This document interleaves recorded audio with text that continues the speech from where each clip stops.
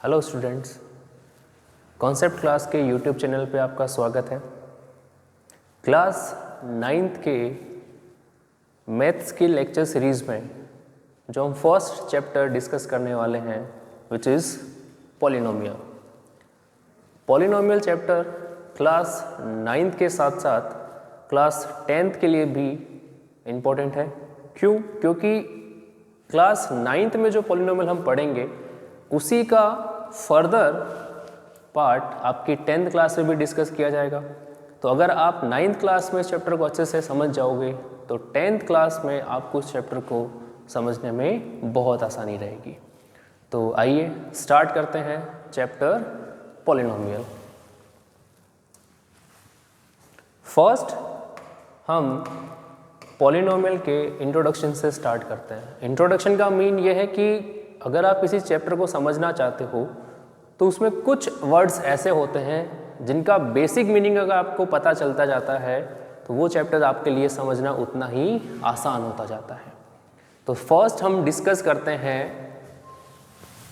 Constant के बारे में कि कांस्टेंट क्या होते हैं।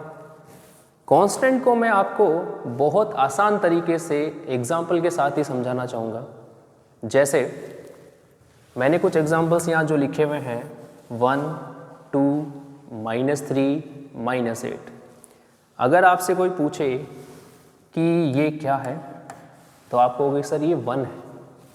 अब ये जो 1 है बेटा वो सब जगह 1 ही रहता है, ये अपनी वैल्यू कभी भी चेंज नहीं करता है किसी भी सिचुएशन में। आपसे अगर कोई कहे कि ये जो 2 है क्या ये अपनी वैल्यू चेंज कर सकता है तो आप कहोगे नहीं सर, बिल्कुल भी नहीं। ये 2 अगर आप इस YouTube चैनल पे पढ़ रहे हो तो भी 2 ही रहेगा। आप अपने स्कूल में जहाँ पे भी आप पढ़ोगे तो ये ऑलवेज जो 2 है वो 2 ही रहता है। एग्जाम्पल के लिए और जो आपने -3 लिखा हुआ है ये सारी की सारी सिचुएशन में -3 ही रहता है। ऐसे ही -8 है, ये भी आपके लिए क्या रहता है बेटा, हर सिचुएशन में -8 ही रहता है। ये अपनी वैल्यूज़ को चेंज नहीं कर सकते। तो डेफिनेशन में मैंने यही लिखा हुआ है, a constant is a value और नंबर दैट नेवर चेंज। ये अपनी वैल्यू कभी भी चेंज नहीं कर सकते। यानी ये सब लोग क्या होते हैं बेटा, ये सारे नंबर्स कैसे होते हैं, फिक्स होते हैं, इनमें कोई भी चेंज अलाउ नहीं होता है। There is no change.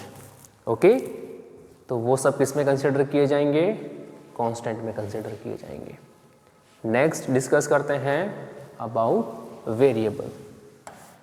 Okay, देखो मैं आपसे कहता हूं कि x की वैल्यू एज्यूम करो, तो आपका जो नॉलेज है, आपने अभी तक मैथमेटिक्स में जितने भी नंबर्स पढ़े होंगे, आप उस नंबर्स में से इसकी कोई भी वैल्यू एज्यूम कर सकते हो। आप 0 भी ले सकते हो, 1 भी ले सकते हो, -1 ले सकते हो, 5 ले सकते हो, -5 ले सकते हो। आपका जितना भी नॉलेज है नंबर्स के अकॉर्डिंग आप x की कोई भी वैल्यू एज्यूम कर सकते हो, मतलब इसकी वैल्यू चेंज हो सकती है ना। ऐसे ही अगर मैं आपसे कहूँ कि y की एक वैल्यू एज्यूम करो तो आप कुछ भी वैल्यू एज्यूम कर सकते हो। z की वैल्यू एज्यूम करने के लिए कहा जाए तो आप z की वैल्यू भी एज्यूम कर सकते हो। ऐसे ही आप p, q, r, ये जो स्मॉल अल्फ़ाबेट्स होते हैं इनका वैल्यू अगर आपसे एज्यूम करने के लिए कहा जाए तो आप अपनी नॉलेज के अकॉर्डिंग इनका कोई भी वैल्यू सिचुएशन के अकॉर्डिंग एज्यूम कर सकते हो। तो यानी इनकी वैल्यू क्या हो रही है, चेंज हो रही है। तो मैथ्स में जो चेंज होता रहता है या जो वैल्यू अपनी वैल्यू चेंज करती रहती है, जो अपनी वैल्यू चेंज कर सकते हैं उन्हें हम क्या कहते हैं, वेरिएबल कहते हैं। इंग्लिश में एक वर्ड होता है वेरी, जो किसको डिनोट करता है, चेंज को। तो जो वेरी होने के लिए एबल है उसे ही क्या कहा जाता है बेटा, वेरिएबल कहा जाता है। तो आई होप आपको कांस्टेंट और वेरिएबल का मीनिंग समझ में आ गया होगा। नेक्स्ट देखो बेटा, अब हम बात करते हैं कि कांस्टेंट और वेरिएबल अलग अलग तो डिस्कस किए गए। अगर आप लोग क्या करो, कांस्टेंट को और वेरिएबल को क्या कर दो बेटा, कंबाइन कर दो। कंबाइन भी कैसे किया जाएगा मैथ्स में? मैथ्स में कंबाइन करने के लिए आपके पास टोटल 4 ऑपरेशंस होते हैं जिन्हें हम मैथमेटिकल ऑपरेशंस कहते हैं,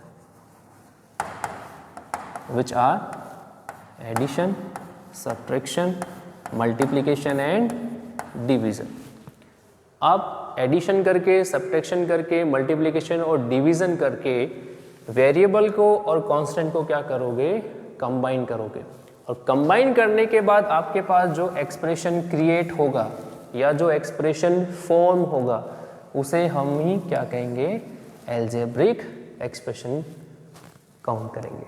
एग्जाम्पल के लिए देखिए बेटा, जैसे मैंने एक वेरिएबल लिया x और एक कांस्टेंट लिया +2, तो ये जो क्रिएट हुआ है उसे हम क्या कहते हैं? एल्जेब्रिक एक्सप्रेशन कहते हैं।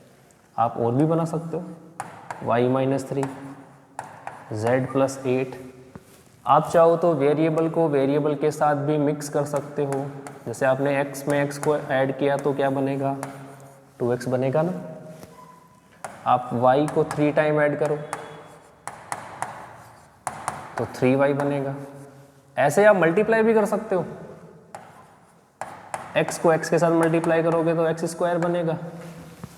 आप y को y से 3 टाइम मल्टीप्लाई करो तो y³ बनेगा।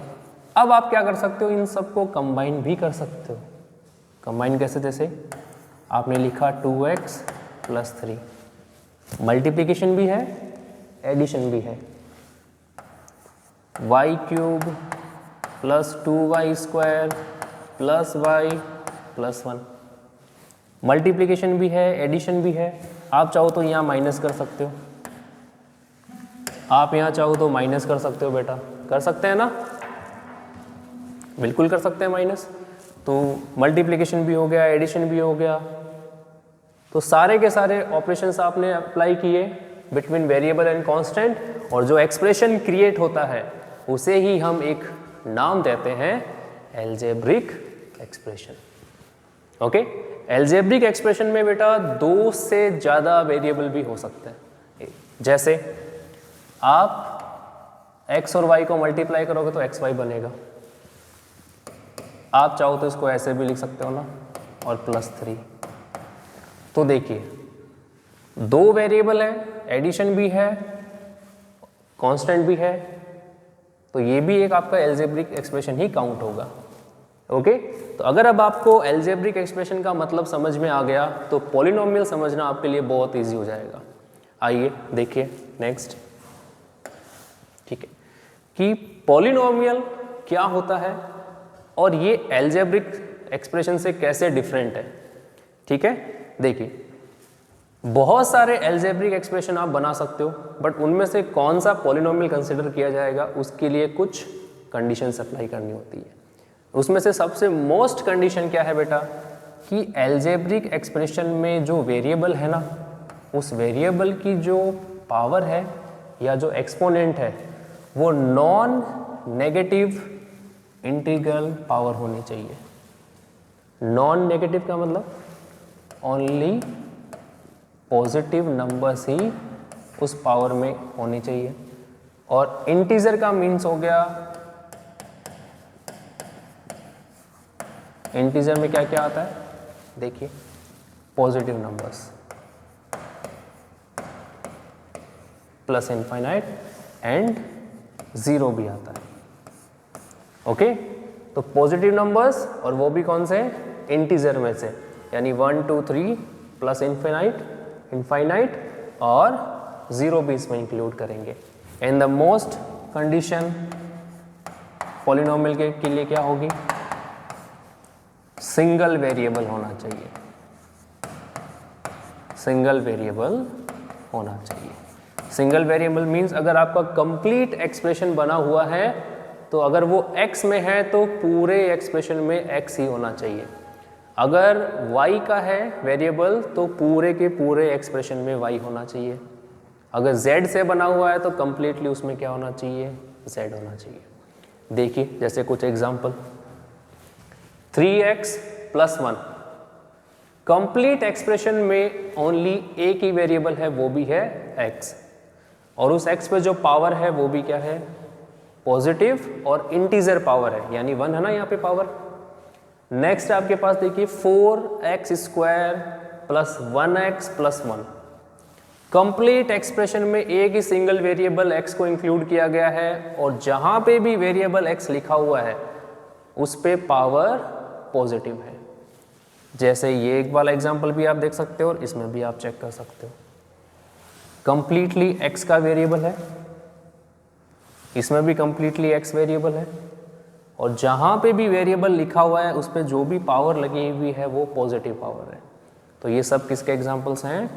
पॉलिनोमियल के एग्जांपल्स हैं। और भी बना सकते हो आप, जैसे अगर मैं बताऊं तो y³ plus y² plus y plus 1, ये y वेरिएबल का पॉलिनोमियल है और आप चेक कर सकते हो y पे जो भी पावर है वो सारी की सारी पॉजिटिव नंबर में है।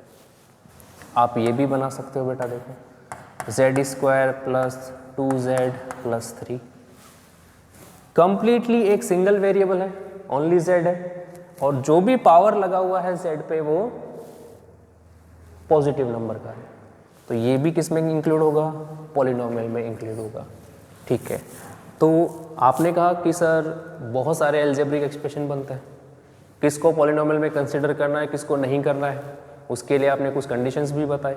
तो कुछ कंडीशंस ऐसी भी हैं जो आपको ये बताएगी कि हमें किसे पॉलिनोमियल कंसिडर करना है और किसे पॉलिनोमियल कंसीडर नहीं करना है। तो नेक्स्ट मैं वही डिस्कस करता हूँ आपके साथ और ध्यान से सुनना बेटा। देखिए कि कौन सा एक्सप्रेशन पॉलिनोमियल की कंडीशन को फॉलो करेगा और कौन नहीं करेगा, उसके लिए कुछ एग्जांपल्स मैंने लिए हैं जिससे आप आसानी से समझ सकते हो। देखिए ये जो फर्स्ट एग्जांपल है वो x वेरिएबल का है ना, बट ये पॉलिनोमियल है या नहीं है ये हमें पता चलेगा कि सिंगल वेरिएबल होना चाहिए। तो आप कहोगे सर हाँ बिल्कुल सिंगल वेरिएबल है। अब हमें पावर चेक करनी है, यानी एक्सपोनेंट चेक करना है कि वेरिएबल पे जो एक्सपोनेंट है वो पॉजिटिव नंबर है या नहीं है। अगर पॉजिटिव है तो इंटीजर है या नहीं है।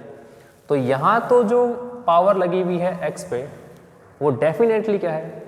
2 है ना, यानी एक इंटीजर वैल्यू है और पॉजिटिव भी है।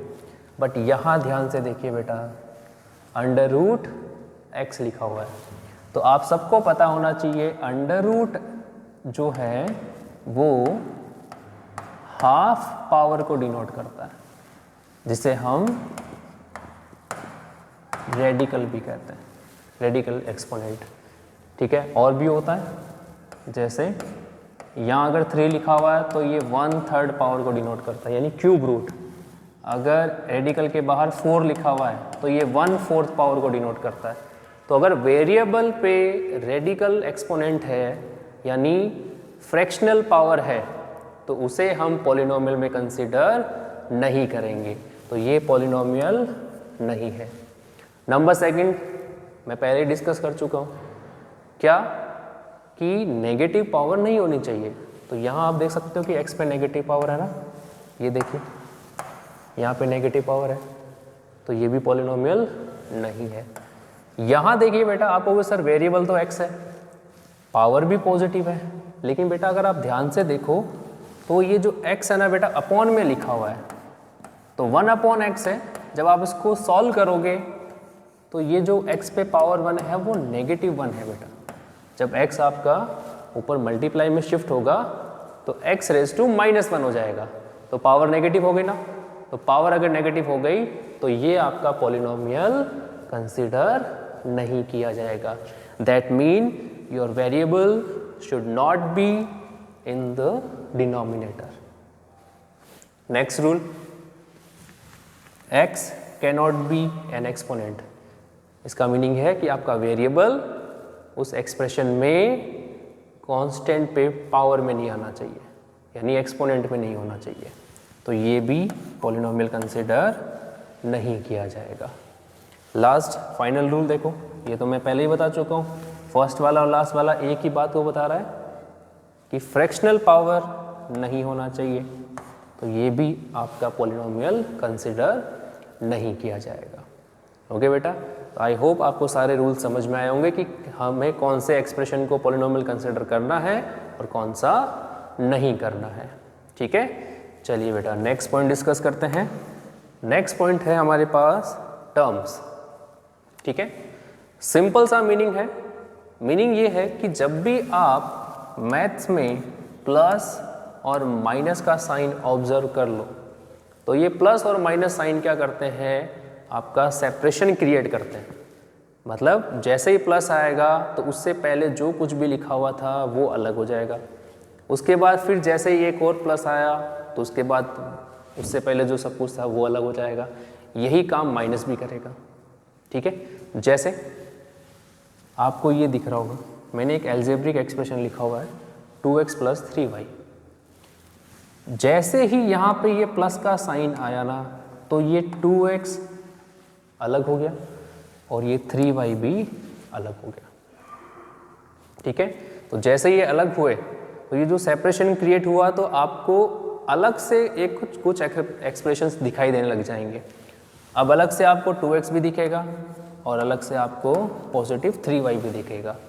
तो यही जो आपने क्रिएट किया है प्लस माइनस के बाद क्या कंसिडर किए जाते हैं, टर्म्स ऑफ एल्जेब्रिक एक्सप्रेशन। और अगर पॉलिनोमियल पढ़ रहे हो तो टर्म्स ऑफ पॉलिनोमियल। ठीक है, तो सिंपल सा मीनिंग है जैसे ही प्लस माइनस आएगा उस एक्सप्रेशन में वो सब कुछ आपके लिए टर्म्स को क्रिएट किया जाएगा। एग्जाम्पल के लिए फिर देखिए, जैसे ही यहाँ प्लस आया तो 2x² हमारी फर्स्ट टर्म हो गई। जैसे ही फिर से प्लस आया तो ये पॉजिटिव 3x हमारा सेकंड टर्म हो गई और +5 आया ना तो ये हमारी थर्ड टर्म हो गई। ऐसे ही यहाँ पे भी आप देख सकते हो, यहाँ पे 1 2 3 4 टर्म्स है। ओके, सिंपल सा मीनिंग था कि टर्म्स का मीनिंग क्या है कि जैसे ही एक्सप्रेशन में प्लस माइनस का साइन आता है आपकी टर्म्स क्रिएट होने लग जाती है और जब आप उसको काउंट करोगे तो आपको वो नंबर ऑफ टर्म्स का मीनिंग पता चल जाएगा। ठीक है बेटा, नेक्स्ट देखिए, टर्म से रिलेटेड ही एक नेक्स्ट डेफिनेशन है कोफिशिएंट। कोफिशिएंट आपको टर्म्स के अंदर ही मिलेगा। कैसे मिलेगा, हमें पता है कि ईच टर्म किसका कॉम्बिनेशन होगा, प्लस माइनस मल्टीप्लिकेशन डिवीजन का यूज करके कांस्टेंट और वेरिएबल का कॉम्बिनेशन मिलेगा। ठीक है, तो हमें पता है कि वेरिएबल के साथ नंबर भी आएगा मल्टीप्लाई में, तो उस टर्म के अंदर जो न्यूमेरिकल फैक्टर मल्टीप्लाई में होगा या जो नंबर मल्टीप्लाई में होगा उसे ही हम क्या कहेंगे, कोफिशिएंट ऑफ टर्म कहेंगे। एग्जाम्पल से समझोगे बहुत जल्दी समझ में आएगा। तो देखिए, मैंने बोर्ड पे एक एग्जाम्पल लिखा हुआ है सिंपल सा, 2x + 9। आपने क्या किया, 2 और x को मल्टीप्लाई किया फिर उसमें 9 को ऐड किया तो आपके पास एक एल्जेब्रिक एक्सप्रेशन बन गया और ये एल्जेब्रिक एक्सप्रेशन पॉलिनोमियल भी है। ओके, तो मैंने ये कहा था कि आपके पास इसमें कांस्टेंट भी होगा, इसमें वेरिएबल भी होगा और टर्म्स भी होगी। टर्म्स पता चलेगी जैसे ही प्लस माइनस आएगा। तो यहाँ जैसे ही प्लस आया तो ये एक टर्म बन गई और 9 भी क्या बन गई, आपकी एक सेकंड टर्म बन गई। ओके, अब जैसे ही टर्म बनी है आप ध्यान से देखो बेटा, यहाँ पे 9 तो हमेशा पता है ना कि कांस्टेंट होगा क्योंकि नंबर है, तो ये है हमारा कांस्टेंट टर्म। ओके, फिर ये जो x है वो हमें पता है कि अपनी वैल्यू चेंज कर सकता है तो उसको वेरिएबल में कंसिडर किया जाएगा और x के साथ जो नंबर मल्टीप्लाई में है वो अब क्या हो जाएगा, कोफिशिएंट ऑफ टर्म। यानी जो 2x हमारी एक टर्म थी उस 2x में नंबर मल्टीप्लाई में है 2 तो 2 क्या कंसिडर किया जाएगा अब, कोफिशिएंट। फर्दर देखिए और एग्जाम्पल से समझते हैं तो और सब अच्छे से समझ में आएगा। फर्स्ट एग्जाम्पल में x² के बाद प्लस आया तो हमारी ये फर्स्ट टर्म बन गई। फिर 3x के बाद प्लस आया तो 3x हमारी एक और टर्म बन गई। ठीक है, फिर हमारे पास देखो बेटा +11 आया ना तो ये हमारी एक और टर्म बन गई। ओके, अब हमें ये तो पता है कि 11 तो फिक्स है यानी ये तो है कांस्टेंट टर्म। ओके, रिमेनिंग जो और 2 टर्म्स हमने बनाई हमें ये देखना है कि उसके साथ मल्टीप्लाई में कौन है, वही हमारा कॉफिशिएंट होगा। तो एक्स स्क्वायर के साथ मल्टीप्लाई में कौन है, 1, तो हमारा फर्स्ट कॉफिशिएंट क्या हुआ, 1 हुआ। 3x है तो x के साथ मल्टीप्लाई में कौन सा नंबर है, 3, तो ये हमारा एक और कॉफिशिएंट हो गया। नेक्स्ट इसमें देखिए टर्म्स पूछेगा तो 3x स्क्वायर के बाद प्लस आया, तो जैसे ही प्लस आया तो 3x स्क्वायर और 5 अलग हो गए, तो हमारी 1 और 2 टर्म्स बन गई। 5 तो क्या है, कांस्टेंट टर्म है क्योंकि फिक्स है। फिर 3x स्क्वायर है ना, तो x स्क्वायर तो वेरिएबल को डिनोट करेगा और x स्क्वायर के साथ जो नंबर मल्टीप्लाई में 3 है वो कॉफिशिएंट को डिनोट करेगा। नेक्स्ट देखिए इसमें तो देखो 1 2 3 4 टर्म्स है, तो -4 तो हो गया कांस्टेंट टर्म। फिर ये जो 2x क्यूब -4x स्क्वायर और 7x है, ये हमारी टर्म्स काउंट हो जाएगी। x क्यूब के साथ मल्टीप्लाई में कौन है, 2, तो 2 हमारा कॉफिशिएंट हो गया। x स्क्वायर के साथ मल्टीप्लाई में कौन है, -4, तो -4 हमारा कॉफिशिएंट हो गया। x के साथ मल्टीप्लाई में कौन है, 7, तो ये हमारा एक नेक्स्ट कॉफिशिएंट हो गया।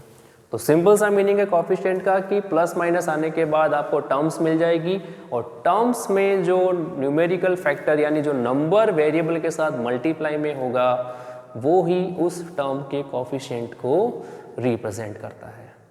ठीक है, तो ये तो था बेटा पॉलिनोमियल का इंट्रोडक्शन, जिसमें हमने कांस्टेंट, वेरिएबल, एल्जेब्रिक एक्सप्रेशन और कौन कौन से एल्जेब्रिक एक्सप्रेशन पॉलिनोमियल में कंसिडर किए जाएंगे उसके कुछ रूल्स हमने डिस्कस किए। फिर हमने डिस्कस किया कि टर्म्स क्या होती हैं और फिर हमने डिस्कस किया कि उस टर्म्स के अंदर कॉफिशिएंट्स क्या होते हैं।